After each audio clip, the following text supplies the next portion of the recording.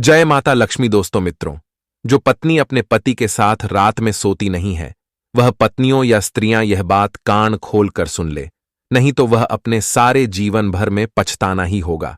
और पछतावे के सिवा उनके जिंदगी में और कुछ नहीं होगा, उनको जिंदगी भर पछताना ही होगा। और जो स्त्रियां अपने पति के साथ शयन कक्ष में नहीं जाती और उनके साथ लेटती नहीं है और उनसे दूर रहते हैं, वह स्त्रियां इस वीडियो को शुरू से लेकर अंत तक जरूर देखें। और कुछ ऐसी स्त्रियां हैं जो अपने पति को अपने पास सोने नहीं देती हैं और अपने से दूर रखती हैं, अपने पति को अपने पास आने से रोकते हैं।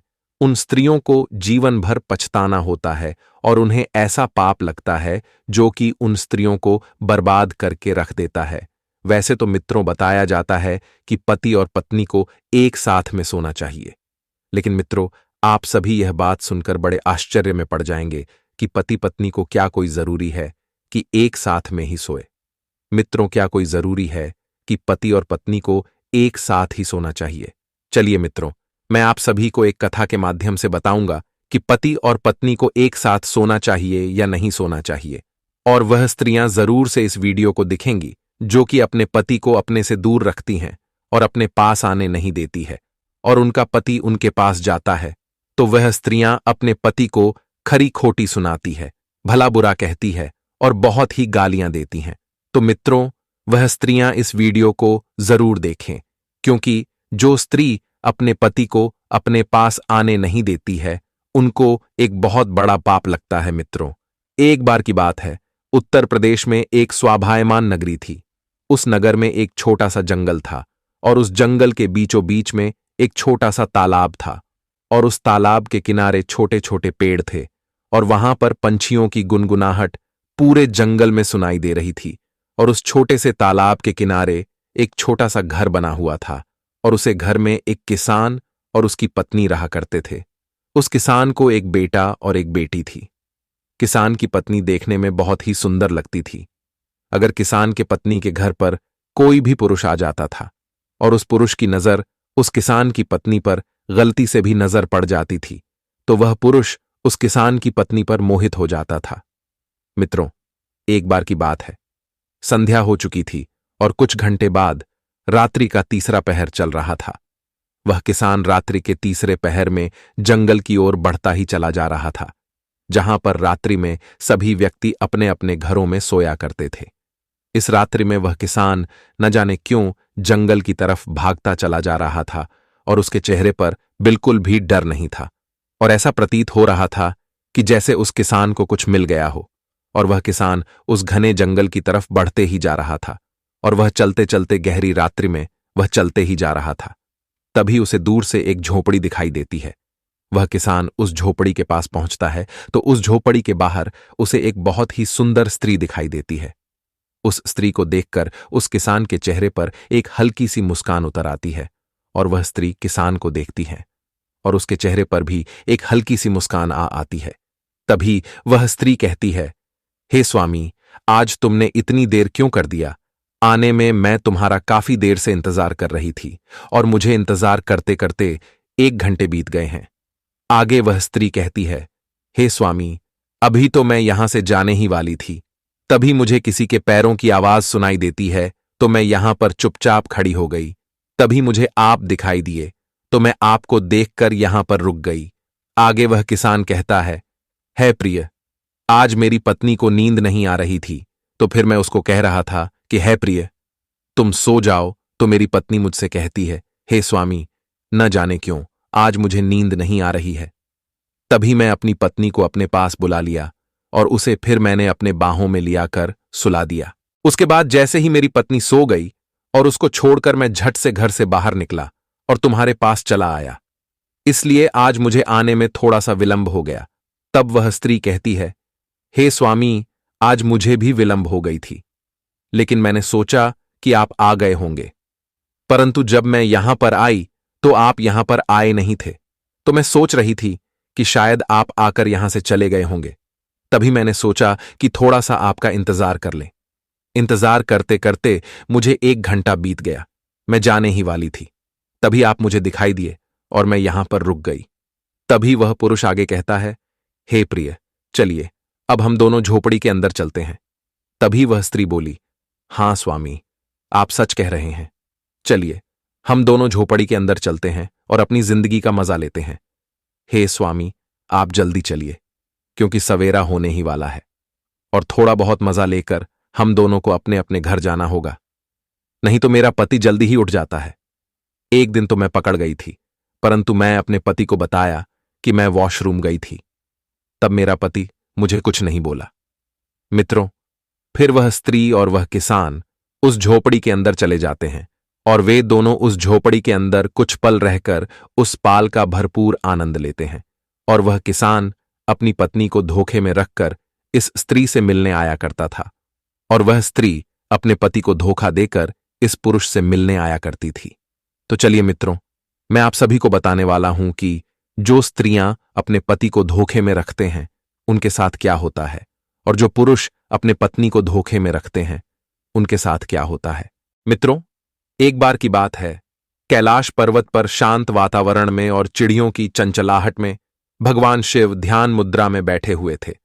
तभी गरुड़ देव अंतरिक्ष मार्ग से होते हुए नारायण नारायण का जाप करते हुए कैलाश पर्वत पर पधारते हैं और कैलाश पर्वत पर पधारने के बाद भगवान शिव को नमस्कार करते हैं और नमस्कार करने के बाद भगवान शिव से कहते हैं, हे प्रभु, आज जब मैं पृथ्वी लोक पर भ्रमण कर रहा था तो मैंने देखा कि एक स्त्री अपने पति को रात में अपने बिस्तर पर सुलाकर वह रात में जंगल की ओर जाकर एक कुटिया के पास खड़ी होकर किसी पुरुष का इंतजार कर रही थी और उधर वह पुरुष अपनी पत्नी को धोखे से पत्नी को छोड़कर और उसके 2 बच्चे थे उनको भी छोड़कर वहां से घनी रात में जंगल में होते हुए आया और उस झोपड़ी में उस स्त्री से मिला और उस स्त्री से मिलने के बाद दोनों आपस में शारीरिक संबंध बनाए और उसके बाद, हे प्रभु, आगे क्या हुआ मैं नहीं जानता। मैं यह सोच रहा था कि यह स्त्री इतना घिनौना काम कर रही है, अपने पति को धोखे में रखती है और इधर वह पुरुष अपने बीवी और बच्चे को धोखे में रखकर ये दोनों आपस में यह काम करते हैं। हे प्रभु, ये सब देखकर मेरे मन में कुछ प्रश्नों ने उछल कूद किया और उन प्रश्नों के उत्तर मुझे नहीं मिल पा रहे थे, तो मैं बहुत इधर उधर भटका। लेकिन हे प्रभु, मेरे उन प्रश्नों का उत्तर मुझे नहीं मिल पाया। आगे भगवान शिव जी कहते हैं, है गरुण देव, तुम इतने चिंतित क्यों हो रहे हो? तुम्हारा जो भी प्रश्न है मुझे कहिए, मैं तुम्हारे उस प्रश्न का उत्तर देने के लिए तैयार हूं। आगे भगवान शिव जी कहते हैं, हे गरुड़ देव, वैसे तुम्हें तो पता ही होगा कि यह कलयुग चल रहा है। कलयुग में यह सब होना कोई बड़ी बात नहीं है, परंतु हे गरुण देव, तुम अपने वह प्रश्न निश्चिंत होकर पूछिए, मैं तुम्हारे उन सारे प्रश्नों के उत्तर देने के लिए तैयार हूं। तब गरुण देव कहते हैं, हे प्रभु, मेरा पहला प्रश्न यह है कि वह कौन सी स्त्रियां होती हैं जो अपने पति को अपने पास सोने नहीं देती हैं? उन स्त्रियों के साथ क्या होता है जो अपने पति को अपने पास सोने नहीं देती हैं? उन्हें कौन सा पाप लगता है? हे प्रभु, मुझे इस प्रश्न का उत्तर बताइए। आगे भगवान शिव जी कहते हैं, है गरुण देव, अब तुम अपना दूसरा प्रश्न पूछिए, मैं तुमको तुम्हारे प्रश्नों के उत्तर एक साथ ही दे दूंगा। आगे करूं? देव जी कहते हैं, हे प्रभु, वह कौन सी स्त्रियां होती हैं जो अपने जीवन में यह 3 गलतियां करती हैं तो उन्हें जीवन भर पछताना ही होता है? वह कौन सी गलतियां जो करने के बाद वह स्त्रियां जिंदगी भर रोती रहती हैं? हे प्रभु, मेरी यही 2 प्रश्न हैं, कृपा करके आप मुझे इन दोनों प्रश्नों का उत्तर दीजिए। आगे भगवान शिव जी कहते हैं, हे गरुण महाराज, आपने आज यह प्रश्न पूछकर समस्त मानव जाति का कल्याण किया है। हे गरुण महाराज, आज के समय में तुमको भी पता है कि समस्त स्त्रियां अपने पति को छोड़कर अन्य पुरुष की ओर आकर्षित रहती हैं और दूसरी तरफ उन स्त्रियों के पति भी अपनी पत्नी को छोड़कर अन्य स्त्रियों की ओर आकर्षित होते रहते हैं। और यह कलयुग है, यह सब होना कोई बड़ी बात नहीं है। परंतु हे गरुड़ देव, आज मैं तुमको एक कथा के माध्यम से बताऊंगा कि जो स्त्री अपने पति को अपने पास सोने नहीं देती है उन्हें कौन सा पाप लगता है। आगे गरुण देव कहते हैं, हे प्रभु, आप मुझे वह कथा सुनाइए, मैं उस कथा को सुनने के लिए बहुत ज्यादा उतावला हो रहा हूं। आगे भगवान शिव जी कहते हैं, हे गरुड़ देव, इस कथा को तुमको शुरू से लेकर अंत तक ध्यान से सुनना होगा। और मित्रों, आप सभी को शुरू से लेकर अंत तक इस कथा को सुनना होगा।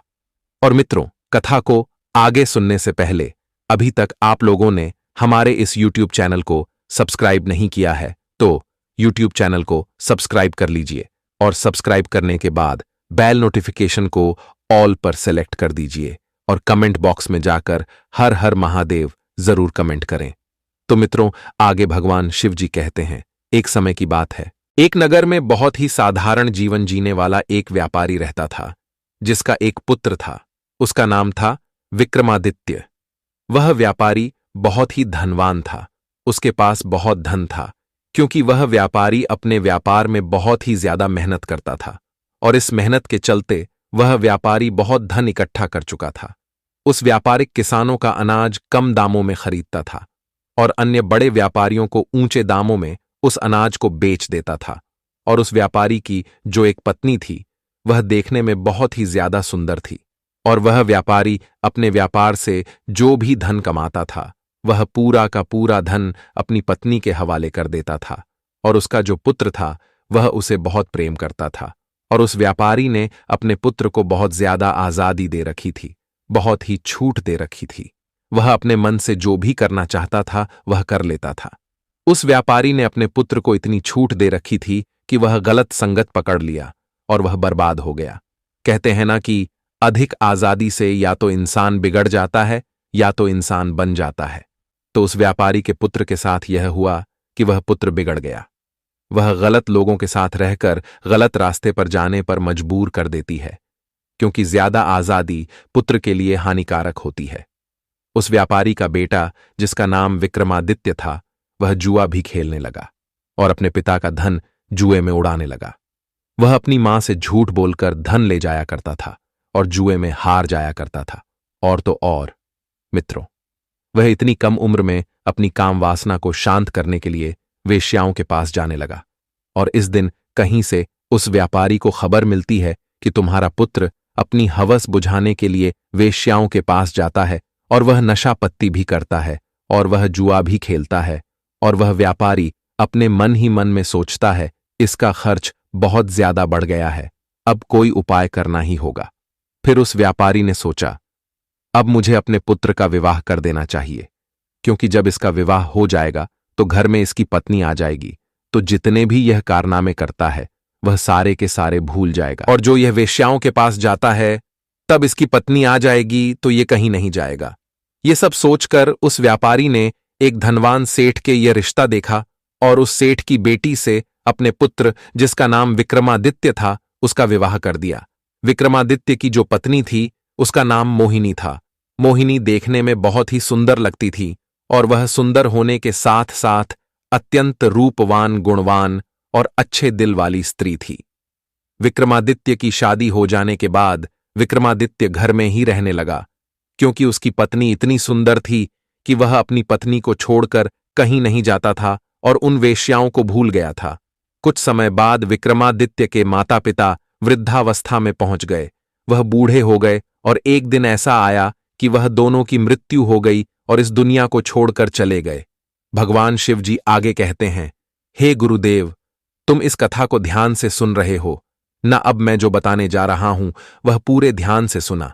तब गरुड़ देव जी कहते हैं, हे प्रभु, मैं पूरे तन मन से इस कहानी को सुन रहा हूं, कृपा करके आप कहानी को और आगे सुनाइए।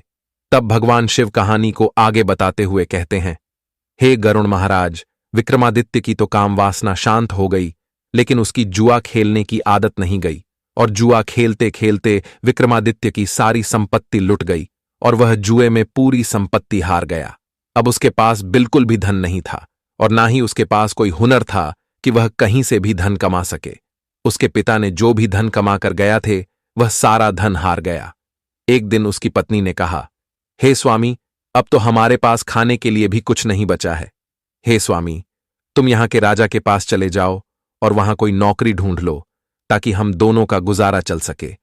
भगवान शिव जी आगे कहते हैं, हे गरुड़ देव, समझने वाली बात है, अगर कोई व्यक्ति राजा के पास नौकरी मांगने के लिए जाता है तो राजा पहले उससे पूछता है कि तुम क्या कर सकते हो।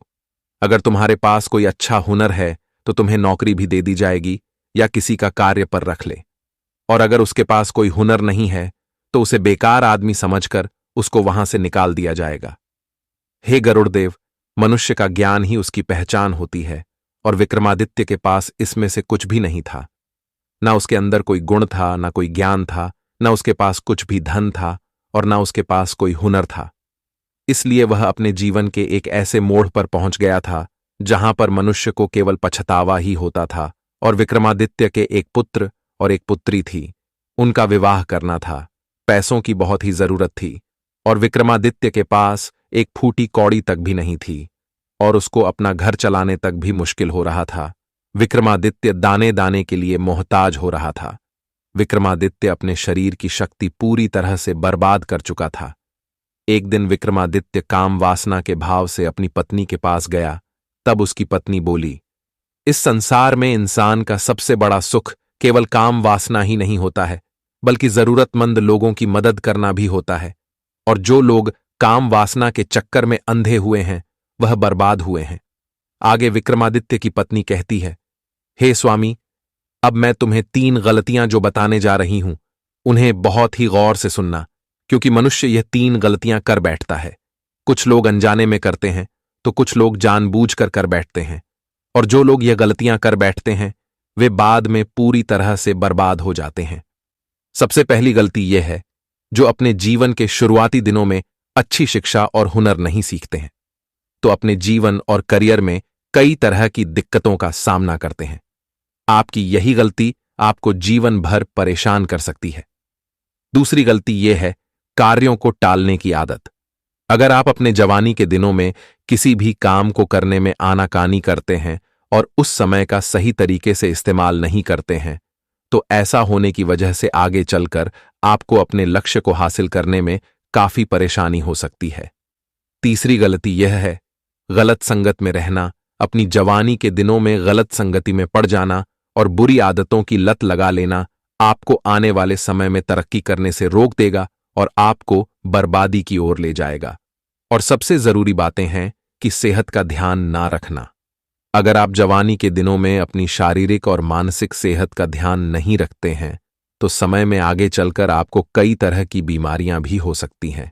इसलिए अपनी सेहत का विशेष ध्यान रखना अति आवश्यक होता है। विक्रमादित्य की पत्नी विक्रमादित्य से आगे कहती है, हे स्वामी, तुमने तो अपने जीवन की शुरुआत ही गलत तरीके से कर ली, इसीलिए आज हम लोगों को इस तरह की दिक्कतों का सामना करना पड़ रहा है। अब मैं तुम्हारे साथ काम क्रीड़ा नहीं करना चाहती हूं, तुम्हारे साथ ना सोना चाहती हूं और ना ही सुलाना चाहती हूं। अब हम दोनों की उम्र भी आधी से ऊपर हो गई है। मैं भगवान की सेवा करना चाहती हूं। भगवान हम लोगों की सहायता अवश्य करेंगे। अब यही समय है आत्मा को परमात्मा से जोड़ने का। बाल अवस्था यानी जवानी तक लोगों का जीवन ब्रह्मचारी होता है। ब्रह्मचारी के बाद लोग विवाहित जीवन में आते हैं। विवाहित जीवन में आने के बाद लोग पुत्र की कामना करते हैं। पुत्र होने के बाद लोग बहू की कामना करते हैं। फिर बूढ़े हो जाते हैं और फिर उस ब्रह्मचारी जीवन में वापस चले जाते हैं जहां से विवाहित जीवन में आए थे। इसलिए ब्रह्मचारी जीवन में जाना ही बेहतर है। जिस तरह युवावस्था को बर्बाद किया है उसी तरह वृद्धावस्था नहीं करना चाहिए। पूजा पाठ भजन कीर्तन आदि करना चाहिए, और मैं अपने आप को बर्बाद नहीं होने देना चाहती हूं। अब तो तुम समझ ही गए होंगे कि मैं तुम्हारे साथ काम क्रीड़ा क्यों नहीं करना चाहती हूं और तुम्हारे साथ क्यों नहीं सोना चाहती हूं। अब हम लोगों का केवल एक ही लक्ष्य है, अपने बच्चों का विवाह कर देना। तुम काम कड़ा को भूलकर मेहनत पर ध्यान दो। एक दिन भगवान हम लोगों की जरूर सुनेगा। आगे भगवान शिव कहते हैं कि हे गरुण महाराज, उस विक्रमादित्य की पत्नी ने सही कहा था। जो लोग मुझसे सच्चे मन से जुड़ जाते हैं उन्हें कभी कोई चीज की तकलीफ हो ही नहीं सकती। फिर क्या होता है, उस औरत को एक बूढ़ी औरत मिल जाती है और वह बूढ़ी औरत जो थी अपना सारा धन संपत्ति विक्रमादित्य की पत्नी को दे देती है और उसी के घर में रहने लगती है और कहती है कि मेरे पास कोई पुत्र नहीं है, तुम ही मुझे संभालो। मुझे तो 2 वक्त की रोटी मिल जाए, इतना ही मेरे लिए काफी है। फिर वह बूढ़ी औरत विक्रमादित्य के घर पर ही रहने लगती है। विक्रमादित्य ने अपने दोनों लड़कों का विवाह भी कर दिया और हंसी खुशी से पूरे परिवार में रहने लगता है। भगवान शिव कहते हैं कि हे गरुड़देव, उस बुढ़िया के धन से विक्रमादित्य की बीवी का परिवार जो था उसमें सुधार तो आ गया, उसके घर में धन भी हो गया था, परंतु विक्रमादित्य थोड़ा गलत मार्ग पर पहुंच गया। उसकी पत्नी ने उसके साथ सोने से मना कर दिया, काम क्रीड़ा करने से भी मना कर दिया। भगवान शिव आगे कहते हैं, हे गरुण महाराज, इसीलिए विक्रमादित्य दूसरे रास्ते पर निकल गया, जो रास्ता विक्रमादित्य के लिए बहुत ही गलत था, जिसे आप देख करके आ रहे हो। विक्रमादित्य जो था वह एक स्त्री के प्रेम के जाल में फंस गया था, क्योंकि उसकी स्त्री जो थी ना तो उसके साथ सोती थी और ना उसे सोने देती थी, और ना ही उसकी काम वासना को शांत करने के लिए उसके साथ काम क्रीड़ा करती थी। अपनी काम वासना से पीड़ित होकर के वह मनमौजी था, दूसरी स्त्री के प्रेम के जाल में फंस जाता है और रात्रि में अपनी पत्नी को सुलाने के बाद गांव से बाहर एक झोपड़ी में जाकर के उस पत्नी के साथ अपनी काम वासना को शांत करने के लिए उसी झोपड़ी में काम वासना को शांत करता है। काम वासना को शांत करने के बाद दोनों अपने अपने घर चले जाते हैं। भगवान शिव कहते हैं कि हे गरुण देव, मेरे कहने का मतलब है कि स्त्री को यह भी नहीं करना चाहिए, एकदम से इस तरह से अपने पति का त्याग नहीं करना चाहिए जिस तरह से विक्रमादित्य की पत्नी ने कर दिया था, क्योंकि एकदम से जो स्त्री अपने पति के साथ सोना छोड़ देती है और उसके साथ काम क्रीड़ा करना बंद कर देती है, तो उसका पति जो है वह गलत रास्ते पर निकल ही जाता है, क्योंकि अपने पति को धीरे धीरे सही रास्ते पर लाया जा सकता है, एकदम से नहीं लाया जा सकता। अब मैं स्त्रियों के लिए 3 महत्वपूर्ण बातें बताता हूं जो स्त्री को कदापि नहीं करनी चाहिए। नंबर 1, स्त्री को अपने पति के साथ रात्रि में विश्राम करना, उसके साथ सोना बिल्कुल बंद नहीं करना चाहिए, एकदम नहीं छोड़ना चाहिए। और जो स्त्रियां अपने पति के साथ रात्रि में सोने से इनकार करती हैं, तो वह पति जो है फिर दूसरी स्त्रियों की तलाश में निकल ही जाता है। इसलिए स्त्री को चाहिए कि वह अपनी पति के साथ रात्रि में सोने का त्याग ना करें। नंबर 2, स्त्री को यह भी चाहिए कि अपने पति के साथ काम क्रीड़ा करना भी बंद ना करें।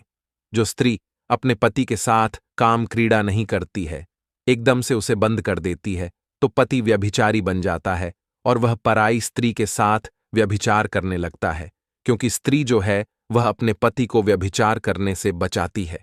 जो स्त्री अपने पति की सारी इच्छाएं पूर्ण करती है और एक दिन सही रास्ते पर लाकर के उसे खड़ा कर देती है, तो वही स्त्री उत्तम मानी जाती है। और जो स्त्री अपने पति से शारीरिक संबंधों का त्याग कर देती है, तो वह स्त्री अपने पति के व्यभिचारी होने की दोषी कहलाने लगती है।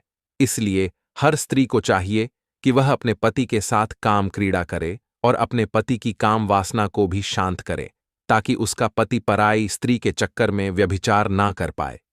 नंबर 3, स्त्री को चाहिए कि उसका पति यदि काम वासना में अधिक लिप्त रहता है, तो धीरे धीरे उसे सही रास्ते पर लाएं, उसे अच्छी अच्छी भगवत चर्चाएं सुनाएं, अच्छा अच्छा सत्संग करवाएं, और जहां भगवान की चर्चाएं चलती हो वहां उसे लेकर के जाएं, ताकि उसकी दूषित बुद्धि में सुधार आ पाए और वह धीरे धीरे सही रास्ते पर आ जाए, भगवान का भजन कर पाए और भगवान का तप कर पाए।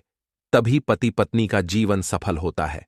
ऐसा नहीं है कि स्त्री तो भगवान की भजन में लिप्त हो गई और पति व्यभिचार करने लगा और पति का उसने शारीरिक संबंधों से बिल्कुल त्याग कर दिया। पति व्यभिचार के मार्ग पर पहुंच गया और खुद स्त्री भगवान के भजन में लिप्त हो गई, तो यह भी गलत है, क्योंकि पति पत्नी जो होते हैं वह जिंदगी रूपी गाड़ी के दोनों पहिया होते हैं, और एक पहिया जो होता है वह अगर रास्ते से बाहर निकल जाता है तो चलने में गाड़ी को झटका लगता है। इसलिए स्त्री को चाहिए कि हर तरह से अपने पति की इच्छाएं पूर्ण करते हुए उसे सही रास्ते पर लाकर के खड़ा कर देना। ऐसा जो स्त्रियां करती हैं वह स्त्रियां इस समाज में सर्वश्रेष्ठ कहलाती हैं और अपने पति को गलत रास्ते पर जाने से रोक लेती हैं और व्यभिचार करने से भी बचा लेती है, ताकि अपने साथ साथ अपने पति का भी कल्याण करवा देती है।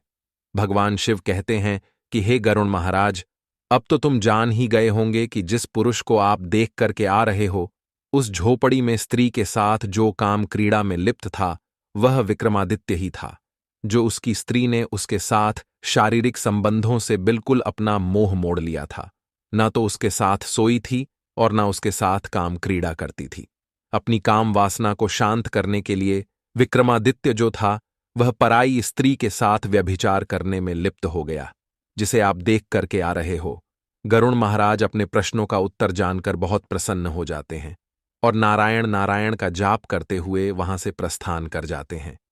तो मित्रों, आप सभी को यह कथा कैसे लिए कमेंट बॉक्स में कमेंट करके जरूर बताएं।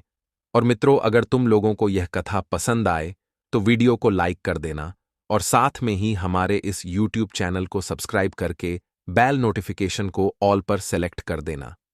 तो मित्र, आप सभी को वीडियो को यहां तक देखने के लिए दिल से धन्यवाद। मिलते हैं किसी और पौराणिक कथा के साथ।